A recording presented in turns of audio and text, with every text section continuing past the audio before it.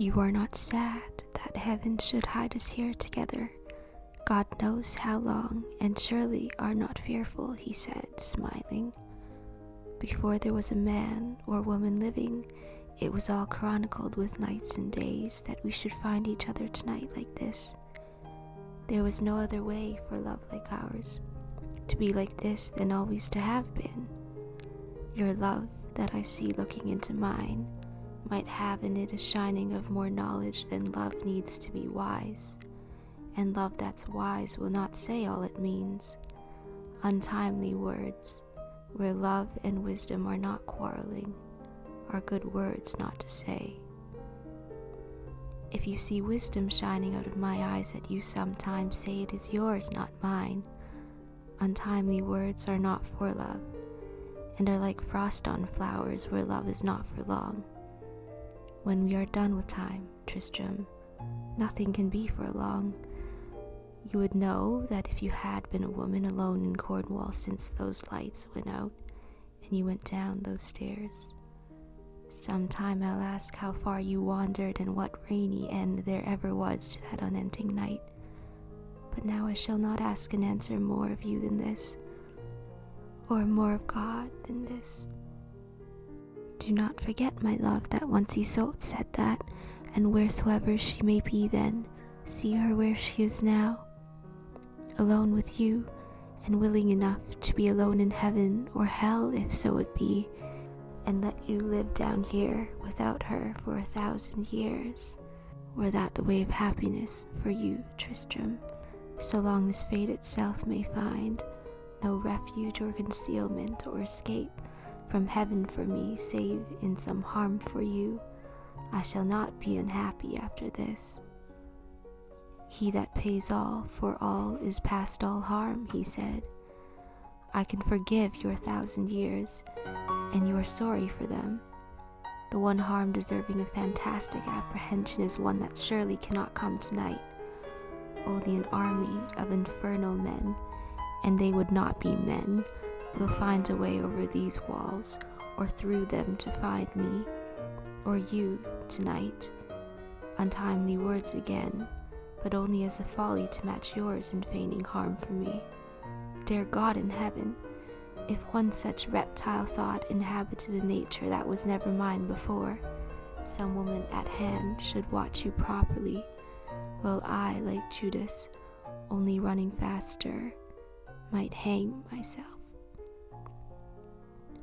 He felt her body throbbing, as if it held a laugh buried alive, and suddenly felt all his eloquence hushed with her lips.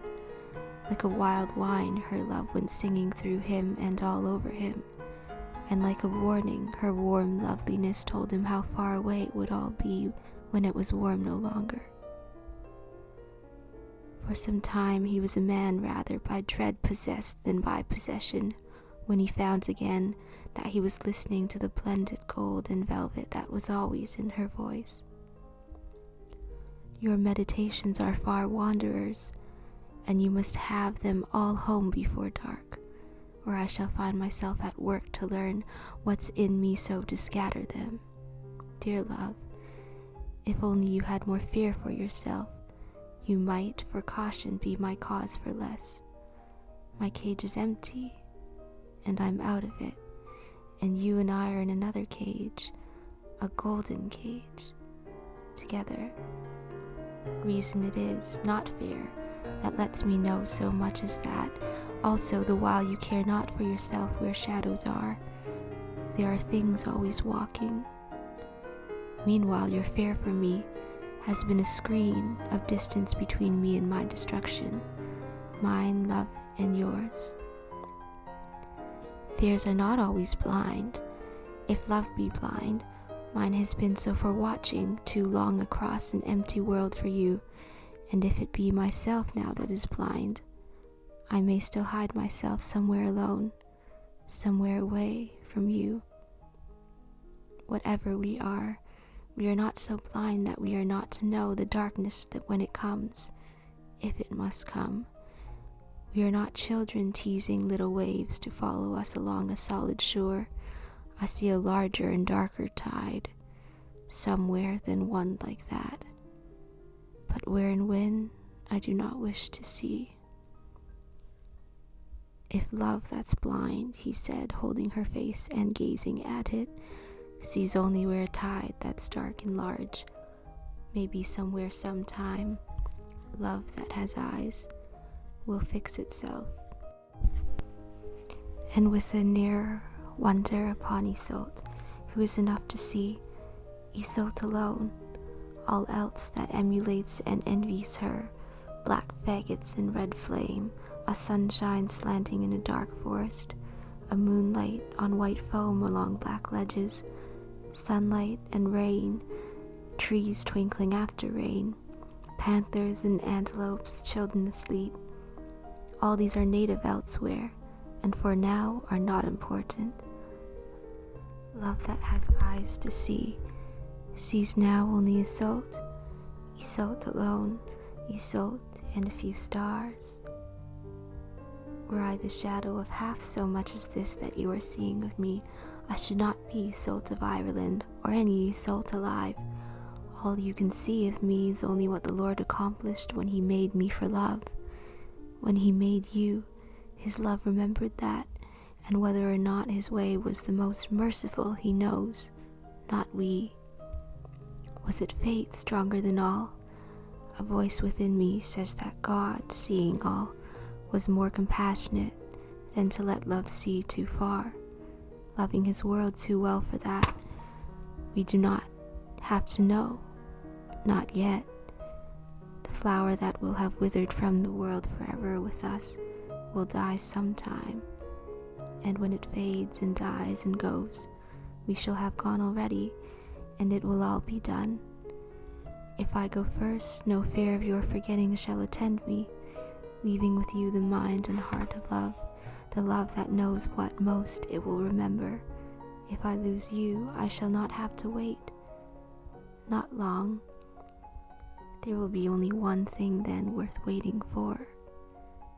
No, I shall not wait long, I have said that.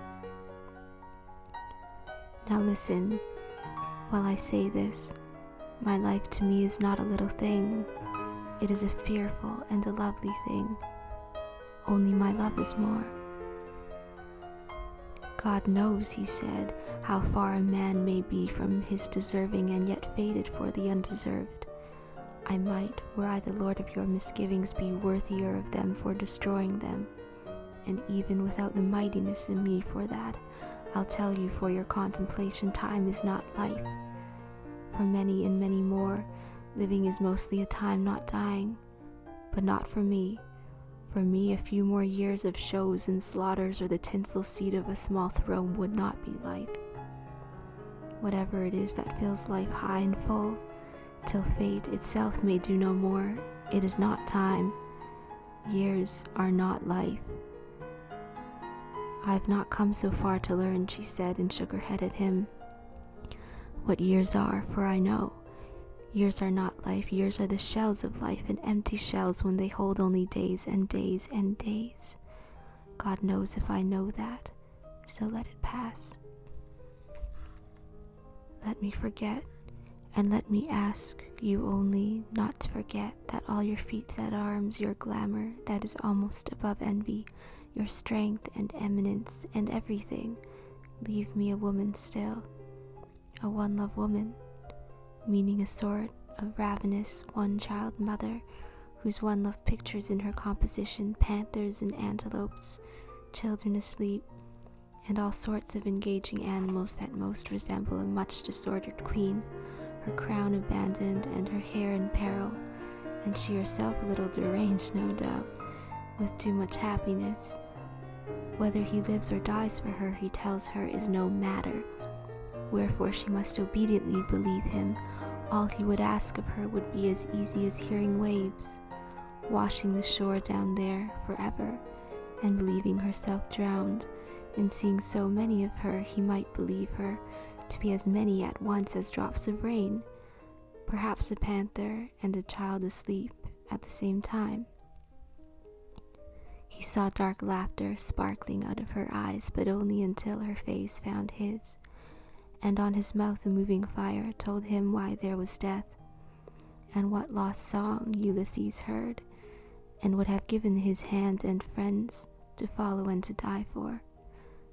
Slowly, at last, the power of helplessness there was in all that beauty of hers that was for him, breathing and burning there alone with him, until it was almost a part of him, suffused his passion with a tenderness attesting a sealed certainty not his, to cozen or wrench from fate, and one withheld in waiting mercy from oblivious eyes, his eyes and hers, that over darker water, where darker things than shadows would be coming, saw now no more than stars in the sky.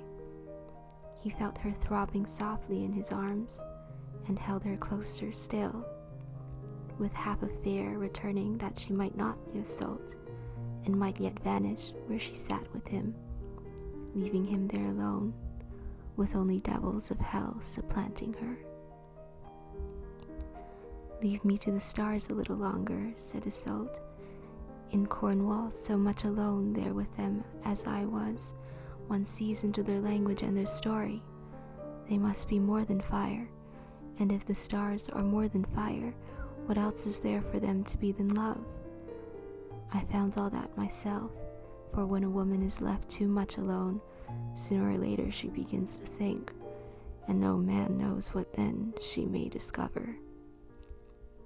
Whether she be in Cornwall or not there, a woman driven to thinking of the stars too hard is in some danger," he said, sighing, "of being too much alone wherever she is."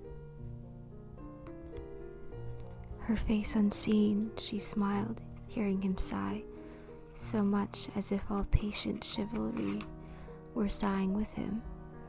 "One alone too long in Cornwall has to think somewhat," she said, "or one may die. One may do worse than die, if life that comes of love is more than death. Love must be more than death and life together." "Whether I know that life is more or not than death," he said, "I swear with you for witness, you and the stars, that love is more than either." "If I should have to answer twice to that, I should not let myself be here with you tonight with all the darkness I see coming on land and over water." Then she ceased, and after waiting as one waits in vain for distant voices that are silent, "Tell me," she cried, seizing him hard and gazing at him, "tell me I should make you go away. I'm not myself alone now, and the stars all tell me so." He plucked her clinging hands from his arms gently and said, holding them, "You cannot make me go away from you, Isolde, for I believe with you to tell me all your stars say. But never mind what they say of shadows coming. They are always coming, coming and going like all things but one. Love is the only thing that in its being is what it seems to be. Glory and gold, and all the rest are weak and hollow staves for even the poor to lean on. We know that, we that have been so poor while grinning hinds and shining wenches with all crowns to laugh at, have envied us. Know that. Yet while you see so many things written for you in starry fire, somehow you fear that I may lose my vision not seeing them. I shall not be losing it, not even in seeing beyond where you have seen. Yes, I have seen your stars. You are the stars. You are the stars when they all sing together. You live, you speak, and you have not yet vanished. You are Isolde, or I suppose you are."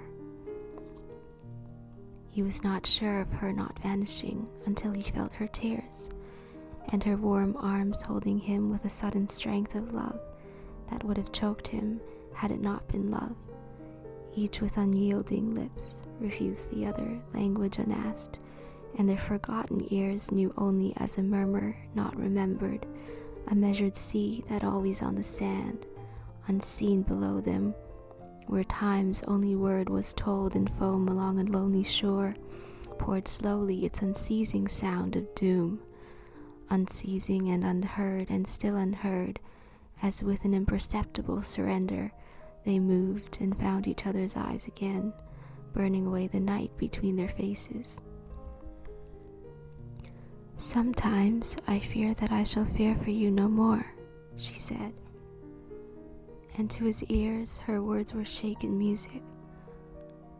Why should I fear for you, or you for me, where nothing of earth is left, nothing of earth or time that is worth fearing?